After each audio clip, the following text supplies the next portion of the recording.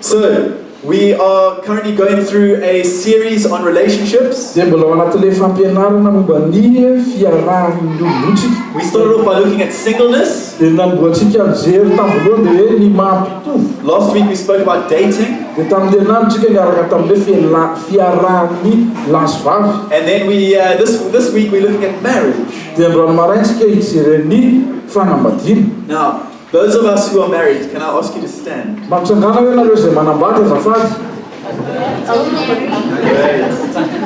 of marriages represented.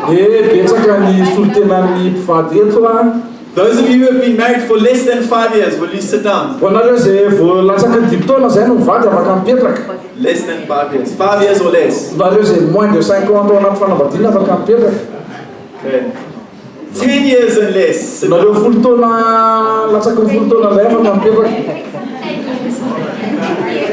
15 years or less. Wow, we've got 2, hey, 3, 4. Okay.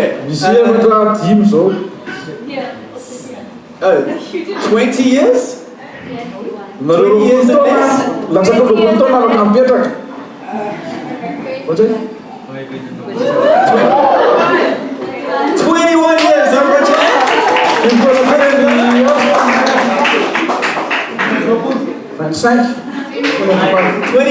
25 years and 21.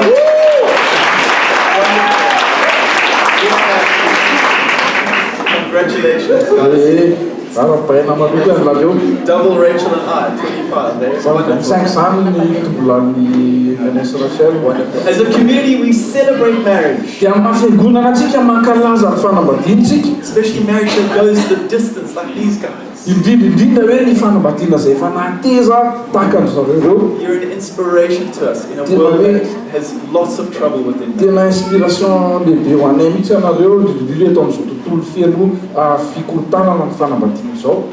Before I start, I want to say all the people that are married in the room, you've got homework this week. You leave this place, you get out your diaries together. And you put a date in your diary to go on a date. Hold each other accountable to this. You must do this. And discuss this morning's message. Why I'm telling you that now, guys, engage and listen, because your wife's going to ask you questions. Please do that. It'll be a great opportunity for you to get out and date each other again and speak about good stuff.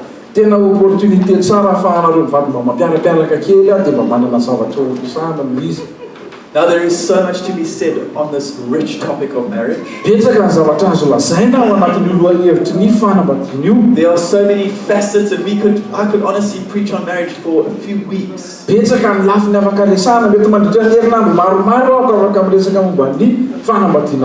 But I've picked just 3 points this morning that we want to go through.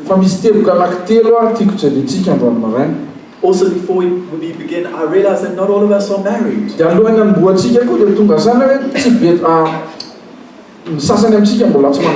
Some of us have been married in the past. Some of us may have lost spouses. Some of us may have gone through divorce. Christ's love for you still remains.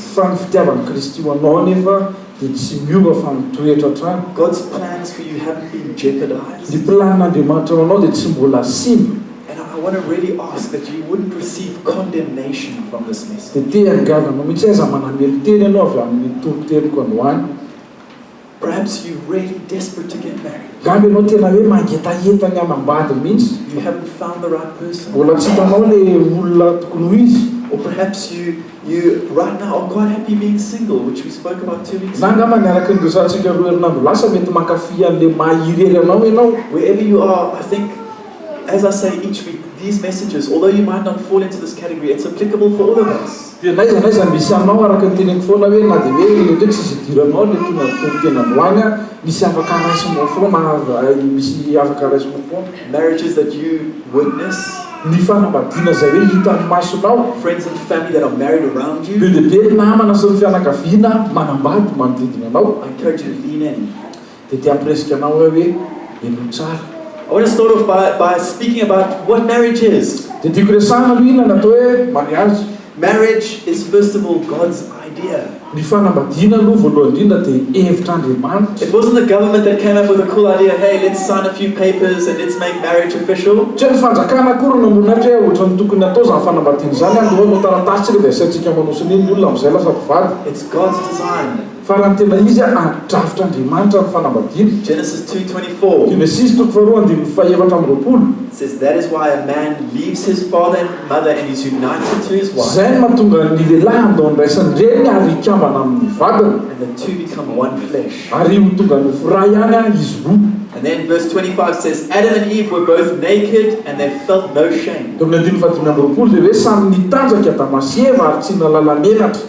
It's God's design. Zay ny drafitr'Andriamanitra. This is somebody, your husband or your wife, that you can be completely naked Io with. zany ny olona anankiray na io ny vadinao na ny vadinao izay tsy mampaninanao no mitanjaka eo anoloana eo. Not only physically, like not having clothes on, Tsy hoe miboridana ranofo fotsiny akory hoe tsy miakanjo ianao. that too. Zay koa azo atao. But when I say naked in all aspects, you can be completely who you are created to be. Fa rehefa miteny an'ilay hoe nitanjaka tanteraka izy dia hoe le maiza anao mihitsy no asehoanao eo. You can be completely truthful and open and share life with that Zany hoe tsy misy zavatra felipelinao, tsy zavatra mahamenatra anao na matahotra hoe efa baraka fa tena ariarinao eo. That's the person that you can be completely intimate with. Zay iny zany le olona tena hoe mahatonga anao lasa anananao intimité. In week 1, we looked at Genesis 1. Dia tamin'ny herinandro voalohany tsika nijery amin'ny Genesis voalohany We spoke about being created in the image of God. ndresaka tsika ny amin'ilay noariana araka ny endrik'Andriamanitra. Genesis 1:27 says, Dia Genesis voalohany 7:20 dia dia manambara. God created mankind in his own image. Noariana Andriamanitra araka ny endriny ny olombelona. In the image of God, he created them. Araka ny endrik'Andriamanitra no nahariany azy. Male and female, he created them. Lahy sy vavy nahariany azy. We are created in the image of God. Noariana araka ny endrik'Andriamanitra isika. God is a Trinitarian God. Andriamanitra dia Andriamanitra Trinité. Father, Son, Holy Spirit. Ray, Zanaka ary Fanahy Masina. And as we look at the Trinity, it's such a beautiful concept and truth. Rehefa jerentsika tsara ny Trinité dia tena hitantsika hoe misy fahamarinana mahafinaritra ao anatiny ao. But what we see in the Trinity is that they describe it as a dance. Dia ny amin'ny anambarana zareo amin'ny Trinité dia ohatry hoe misy danse ao, misy dihy mirindra. Of self-giving love. Zany hoe manome fitiavana avy amin'ny teny ianao. They're dancing together and it's a beautiful picture of working together. Mifampandiry zareo dia endrikana hoe fiaraha-miasa zany izy, misy firindrana ao. Serving and loving each other. Mifanompo, mifankatia. There's no one person of the Trinity that just stands there and everybody else revolves around Tsy them. misy akory ao amin'ny Trinité mijanona ny anankiray dia ny anankiroa miara-mandihy manodidina azy eo. We're not meant to be self-centered. We're not created that way. Tsika tsy noariana mba hifantoka amin'ny tenatsika. We're called to love our spouses. Fanatsoana isika ho tia ny vaditsika. We're called to look at the Trinity and go, that's the picture of what this is supposed to be. Nantsoana isika zany hijery amin'ny Trinité dia ahitana sary hoe izao kay ny tokony ho izy. Verse 21 of Ephesians 5 Amin'ny 9:20 amin'ny Efesianina 5 says, submit to one another out of reverence for Christ. hoe mifanompoa araka ny famanjanan'i Kristy. Now this morning's text is a portion of Ephesians 5. Dia ny soratra masina androany dia ampahany avy amin'ny Efesianina 5. And it's the verses that follow after this. Dia io ny andin-tsoratra masina manaraka. Verses 22 to 30, 22 and the last one is 32, but you're going to have to track with me. So Ephesians 5:22. Efesianina 5:22. Wives, submit yourselves to your own husbands as you do to the Lord. For the husband is the head of the wife, as Christ is the head of the church, his body, of which he is the Savior. ianareo vehivavy manekeny vatanareo tahaka amin'ny anekena amin'ny tompo fa ny lahy no lohan'ny vavy dia tahaka ny Kristy koa no lohan'ny fiangonana ary izy no mpamonjy ny teny.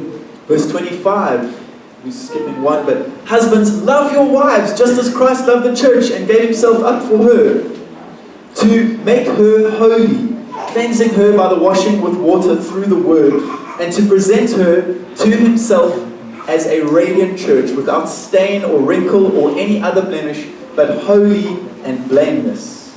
Andiny fadimy amby roapolo, ianareo lehilahy tiavany vadanareo dia tahaka ny tiavan'ny Kristy ny fiangonana ka nanolora ny tenany hamonjy azy mba masina azy amin'ny anadiovany azy amin'ny rano fanasana amin'ny teny mba ho raisina ny tenany izany ho fiangonana malaza tsy misy pentipentina na fiketronana na izay toy izany fa mba ho masina sady tsy misy tsiny.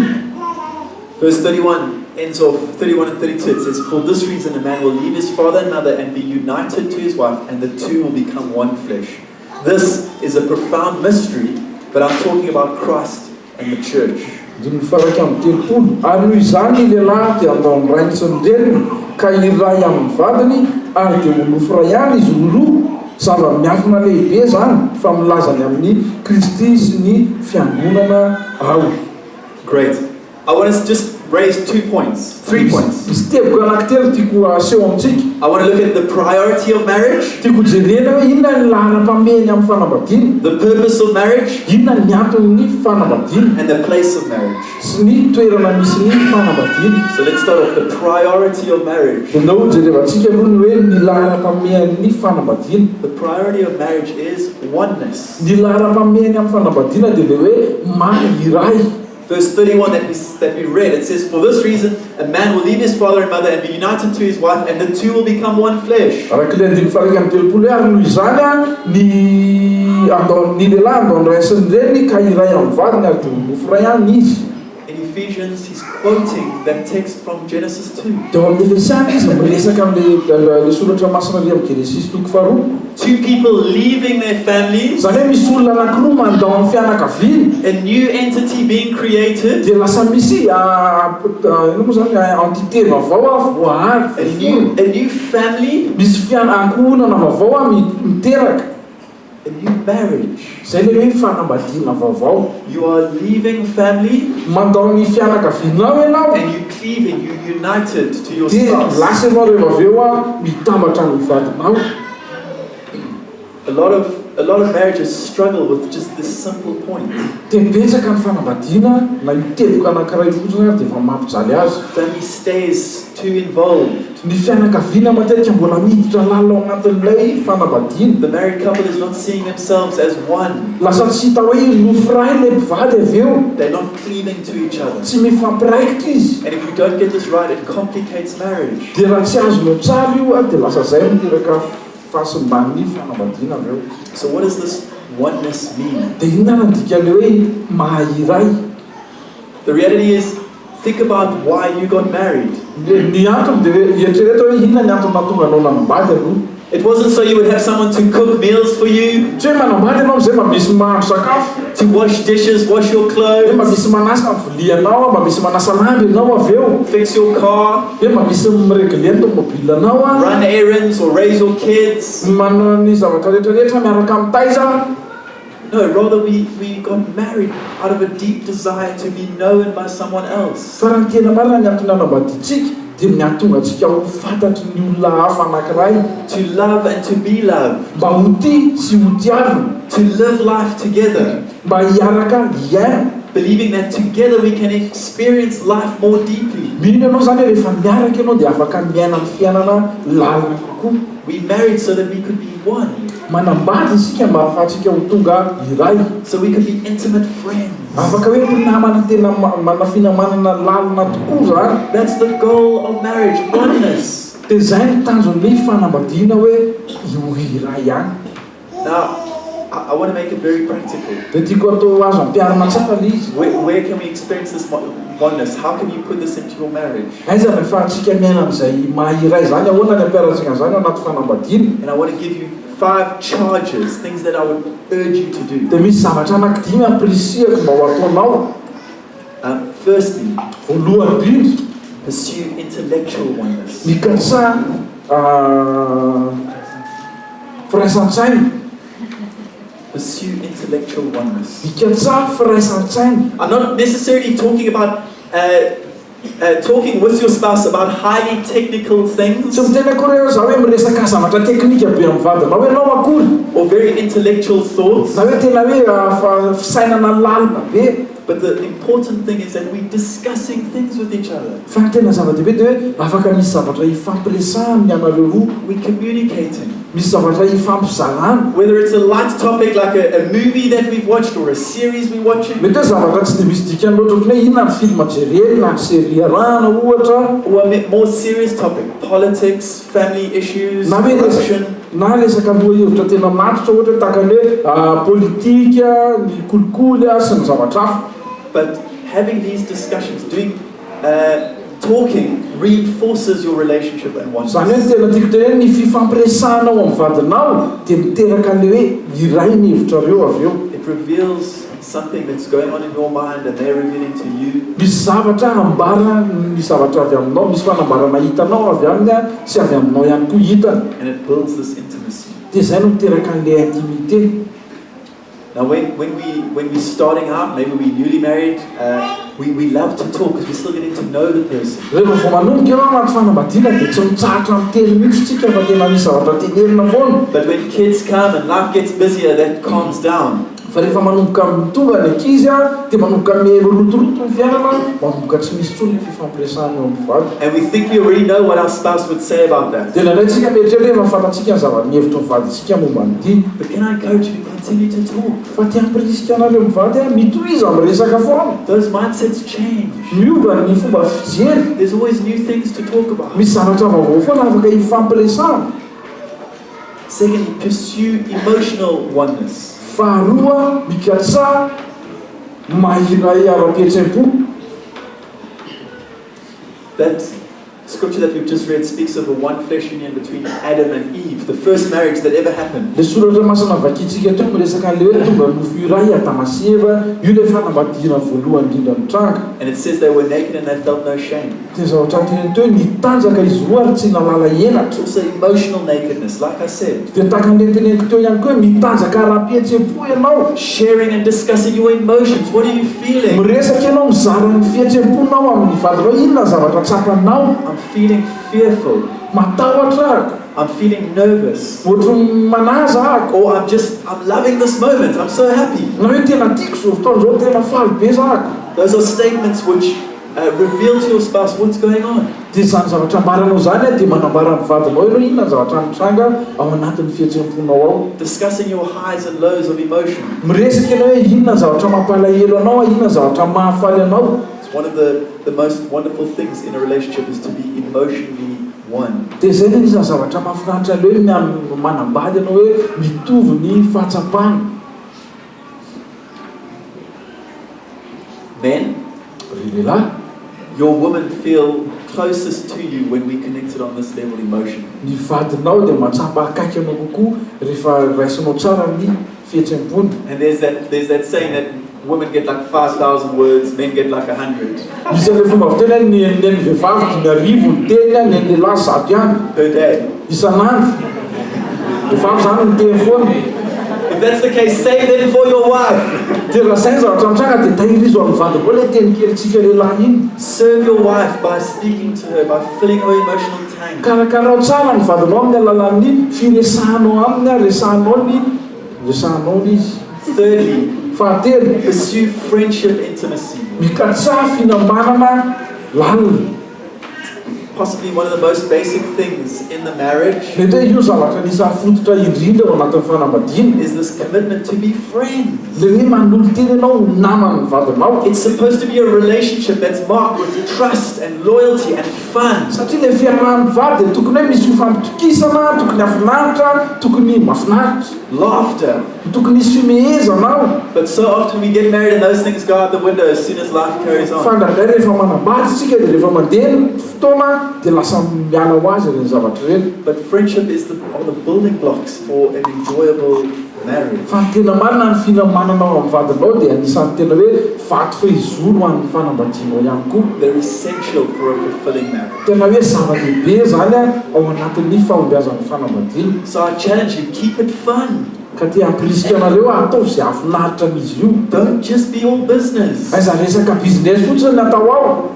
We in our relationship, we had to get to a point where we seem to have lost the joy. Dia zay ao anatin'ny fanambadiana misy fotoa zay ohatra natsapa hoe ohatra tsy hitantsony ny fifaliana. And it takes work to find out how to bring that back. Dia mila miasa be sezakavatỳ amin'ny tsiraray avy nefa ny ahafahana hoe ahoana ny iverenan'ny fifaliana ny vady iny. Maybe you enjoy doing a hobby together. Ngamba mety tia miaraka miala voly nareo. Or a sport. Na hoe tia manao sport.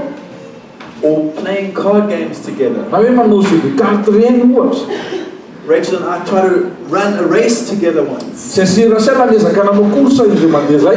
And I was quite committed to the plan. Dia za dia tena hoe nifikitra tsara matotra tsara tamin'ilay plan. And we were standing on the starting block. Dia nijoro teo amin'ny start iny zay a. I think it was about 10 kilometers, and the gun went off and everybody ran away. Teo amin'ny 10 kilometra teo namana izy a, rehefa mipoaka ny basy dia lila niazakazaka daholo ny olona. And Rachel can do the distance, but is consistent. Just consistently does the slower, but consistent. Raha zany afaka mahavita an'ilay 10 kilometra raha fa. And tsara ny anaovany azy. I just saw all these people run away from us.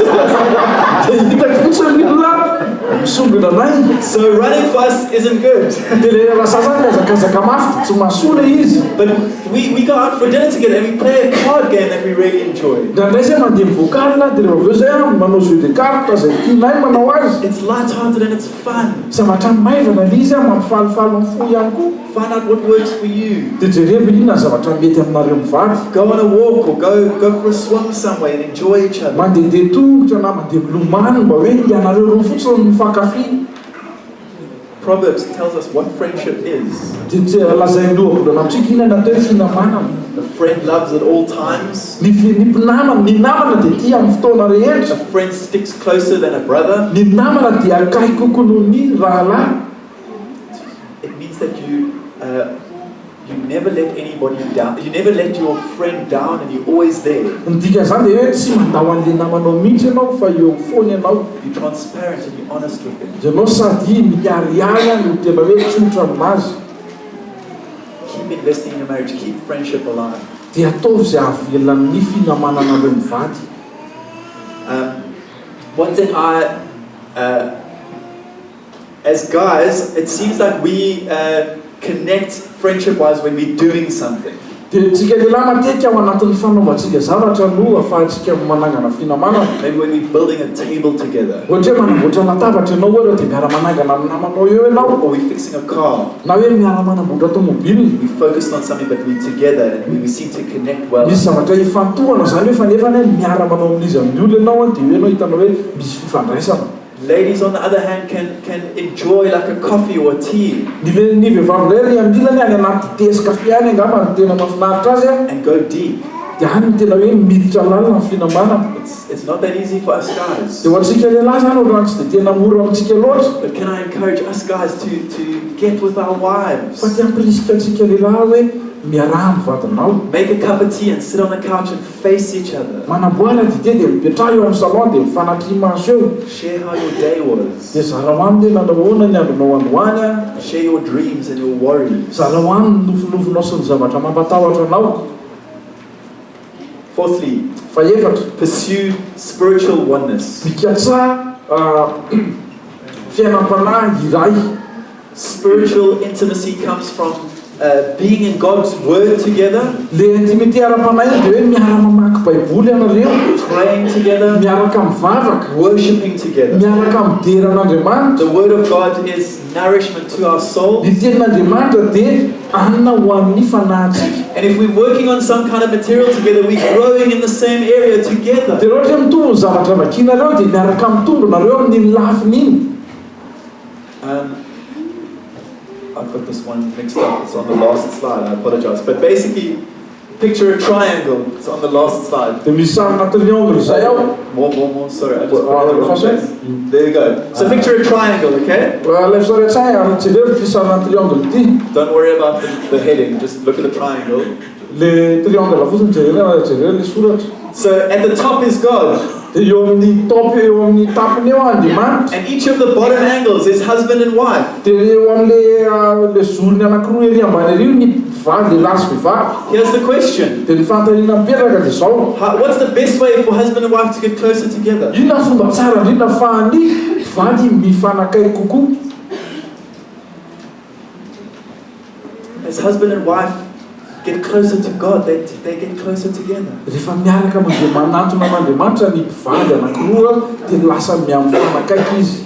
As you place God top priority, you grow closer and closer. Rehefa ataonao lahara-pahamehana amin'ny fiainanareo Andriamanitra dia miaraka mitombo nareo miaraka mifanakaiky ihany koa. Fifthly, let's go back to that. Fahadimy, Pursue sexual oneness. mikatsaha mahiray ara-piraisana ranofo. Sex isn't just for fun. Ny firaisana ranofo tsy hoe fialamboly fotsiny akory. It intensifies, it renews this commitment that you've made to somebody Fa else. manamafy an'ilay fanaikena nataonao tamin'iny vadinao iny ilay izy. Now, I could spend another whole message on this topic, Afaka mandany fotoana anankiray toliana momba an'io fotsiny. but just a few things. Fa zavatra vitsivitsy. When you first get married, it's easy, and it comes. What's the word? There's no kids in the mix, and it's fun. Rehefa vao manomboka anaty fanambadiana ianao dia tsotra kely miditra ao anatin'izy io satria mbola tsisy ankizy tsisy ninona mankafy tsara ianao. But later on, you might have to actually make an intentional effort to plan. Fa rehefa aveo nefa rehefa mandeha ny fotoana mila manao faninina mihitsy ianao lasa mila miomana ianao aloha manao an'ilay firaisana ranofo. Don't only have sex when you feel like having sex. Aza hoe manao firaisana ranofo ianao rehefa te hanao firaisana ranofo fotsiny. Serve your spouse by having sex when they feel like it. Fa tompoy ny partenaire anao rehefa matsapy izy te hanao firaisana ranofo dia misokafo. How's this for a hint? Cut out things that eat into your sex life. Faharoa zavatra anankiray tia tapao izay zavatra mety mangeligela ny fiainanao ara-piraisana ananofo. Watching TV, Ohatra hoe mijery télé, having your phone in bed, na hoe eo ambony fandriana ianao dia mbola milalao telefaonina ihany, being on the computer until late at night. na hoe milozanao eo amin'ny ordinateur hoe manam-pahalan'ny ny andro. Don't do those things. Ajanony reny zavatra ireny. Invest in your relationship. Tena hoe moky ianao hanao investissement anatin'ny fanambadianao. Understand the differences between men and women. Fantaro tsara ny mahasamihafa ny lasa ny vavy. Husbands, if you're hoping to get lucky, Ry lehilahy raha mananteny ianao tsara sonsa tsara woo your wife through the day. dia karakarao ny vadinao dia maraina mandritry ny andro izy dia efa homana. Send her a message, give her a call. Fasy message kely izy na antsoa kely ndrandray. Tell her you love her, tell her how amazing she's looking. Teneno izy hoe tena tianao izy ary tena manja kely izy. Filling her emotional tank. Fenoy tsara ny fihetsem-pony. If you as a couple are struggling in this area, Raha ohatra hoe nareo mivady sahirana ao anatin'ny lafiny anankiray ito I would encourage you to do some reading of Christian books on this dia matter. te hampirisika anareo hoe mamaky boky kristiana amin'io aloha hevitra io. Don't go and Google. Aza makany amin'ny Google. There is so much junk out there, Be honestly. dia be ny sordira any anaty internet any.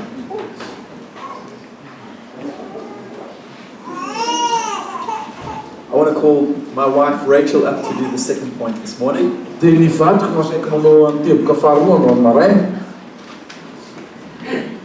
So dia ny vadiko koa ny adika.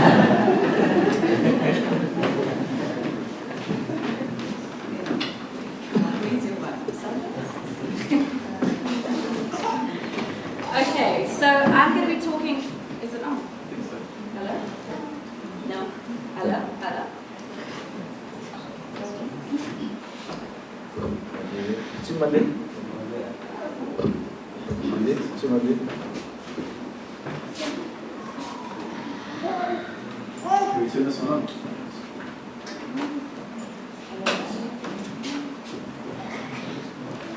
Jump. Okay, so I'm talking.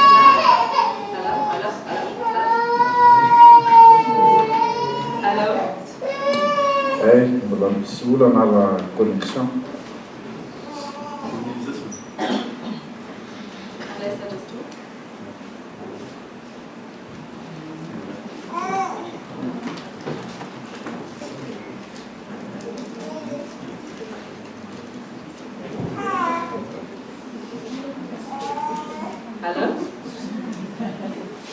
divay mandeha ty. Is it working? Huh?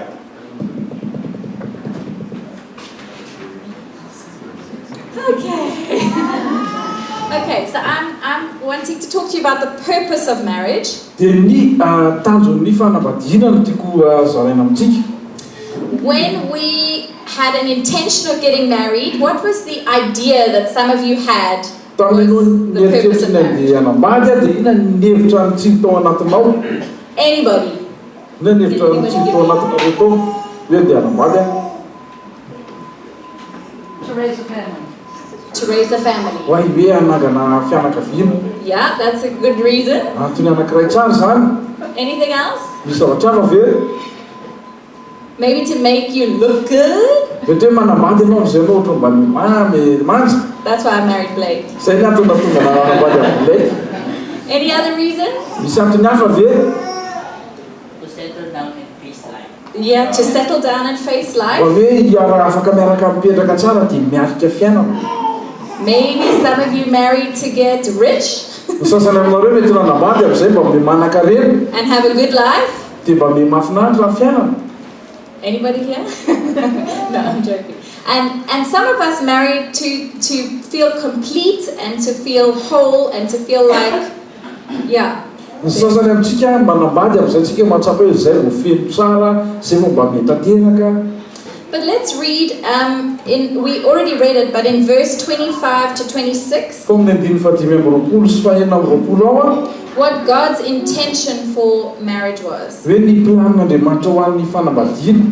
It says, husbands, love your wives, just as Christ loved the church and gave himself up for her to make her holy, cleansing her by the washing with water through the word. Hoe ianareo lehilahy tiava ny vatanareo dia tahaka ny itiavan'i Kristy ny fiangonana ka nanora ny tenany hamonjy azy mba hamasina azy amin'ny anadiovany azy amin'ny rano fanasana amin'ny teny. So what was God's plan for marriage? What is God's plan for Inona marriage? zany ny tena tanjon'Andriamanitra ho an'ny fanambadiana? Anyone hear what that was? Izy afaka mamary ve? The answer's on the board. Io amin'ny tabilao io le izy. Okay, it was for holiness. Ny mba fahamasinana zany ny tena tanjony. The purpose for marriage, as God intended, is holiness. Ny tanjon'ny fanambadiana araka ny noalin'Andriamanitra anazy dia hoe miteraka fahamasinana. Okay, so it's designed to make us, so when we get married, it's designed to make us more radiant, Rehefa manambady isika zany dia ny fanambadiana mahatonga antsika hamirapiratra kokoa. and to bring out the best in us, character-wise. Sy ny fanambadiana no mamoaka ny tsara indrindra avy amintsika indrindra araka resaka toetra no resahana. We are meant to become more and more like Christ. Natsoina isika mba hitovy bebe kokoa amin'ny Kristy. We're to bring him glory in marriage. Ao anatin'ny fanambadiana natsoina isika mba hanome voninahitra azy. And this marriage is supposed to make us become the person God has for us to be. Dia ny fanambadiana raha tokony izy dia ny fanambadiana no manampy antsika mba ho tonga olona araka ny sitrapon'Andriamanitra. So when we get married, Dia rehefa manambady isika, we holy, right? masina zany ianao. That's it, we're done. Zay vita rehefa masina ianao dia milamina. For any of you who are married, Dia ho anareo izay manambady nefa, you know that before you were married, dia fantatrao tsara talohan'ny hanambadianao. you were perfect. Ohatran'ny tsara kokoa ianao. I was amazing before I got married. Taloha zany hanambady tena hoe mahafinaritra. And then I got married. Rehefa avy eo zany hanambady a, And suddenly it became so visible dia rehefa avy eo lasa nihita mialiary. that first of all, I had not married a perfect man. Fa voalohany indrindra aloha tsy ilay olona tanteraka sy tonga lafatra kay mivarotra. But even more, I was not perfect. Fa zaho koa nefa dia mihoatra lavitra noho izay tsy tanteraka mihitsy aho. So the day you get married is not the day you become holy. Ka ilay andro hanambadianao io zany tsy hoe ina koa ilay andro mahamasina anao avy hatrany.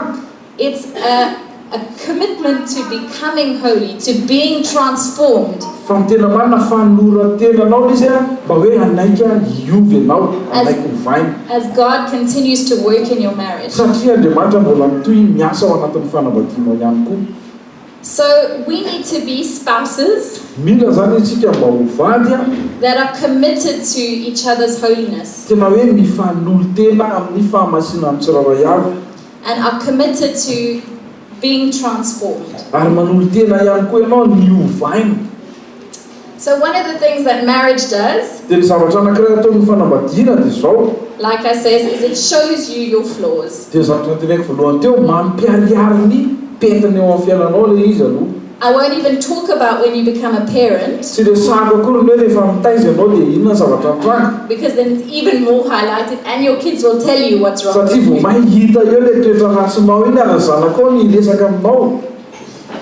But the other thing that marriage is fa ny zavatra hafa momba ny fanambadiana ihany koa is it means that someone else is committed to your holiness. dikan'izay dia hoe misy olona hafa anankiray a manolo tena hijery ny fahamasinanao ihany koa. So one of the when you with marriage, when you see a flaw in your spouse, dia anaty fanambadiana rehefa mahita pentiny ianao eo amin'ny vadinao the idea is not to put it on Facebook dia mitanjona tsy hoe partagenao ny amin'ny Facebook le izy or tell all your friends, oh, did you see what my husband did? natantarainao amin'ny namanao mahita nareo ny zavatra nataon'ny vadiko teo. That isn't what marriage was designed tsy for. izay ny natonamona fanambadiana We are to speak truth in love. fa isika nefa dia mila miteny marina amin'ny fitiavana. When you see something in your husband or wife, raha mahita zavatra ianao eo amin'ny vadinao eo it's our responsibility to tell them the truth. dia andraikitrao amin'ny mahavady anao no miteny azy ireo ny marina. Like I had to tell Blake early on in our relationship dia za zao mila miteny tamin'ndraiky tamin'izay vao nanomboka niaraka that he was being selfish hoe ianao tena titena loatra and that it wasn't honoring God. dia tsy manome voninahitra an'Andriamanitra le izy. So we're meant to speak truth, tokony isika zany milaza amin'ny fahamarinana. but then the other thing we need to do is also have faith dia zavatra anankiray faharoa tokony ataontsika ihany koa mila manana finoana ianao that when we speak truth, hoe rehefa miteny marina ianao a it's not our responsibility to enforce the change in our spouse. dia tsy andraikitrao akory ny manery any vadinao a iova. We need to have faith that God can do a change in our mila spouse. mino ianao hoe Andriamanitra afaka mitondra fiovana eo amin'ny vadinao. And we are meant to tell them of the flaw dia tsika nefa natao fotsiny iteny azy ireo alaitsiny eo amin'ny fiainana or where they're not aligning with something scriptural. na raha misy zavatra hitanao hoe tsy araka an'Andriamanitra ataony. So we need to help them see blind spots. Zany hoe isika no manampy azy ireo ahita ny zavatra tsy hitan'ny masony. So something that you can't see behind you. Misy zavatra tsy hitanao ao aorianao. In the same way, we need to be that for our spouse. Dia tahakan'izany ihany koa tsika vehivavy a tokony hanao tahakan'izany amin'ny vaditsika. Not just the friend who tells you you've got spinach in your teeth, Tsy hoe le miteny fotsiny ianao hoe ohatran'ny misy tainify ianao zany a. but to tell when you're not living according to what God has called that person to live. Fa indrindrindra hoe rehefa mahita ny hoe ohatran'ny tsy mandeha araka an'Andriamanitra le vadinao a dia teneno izy ampio izy. So I am not always good at this. Dia zako tsy hoe mety foana ny zavatra ataoko akory amin'izay.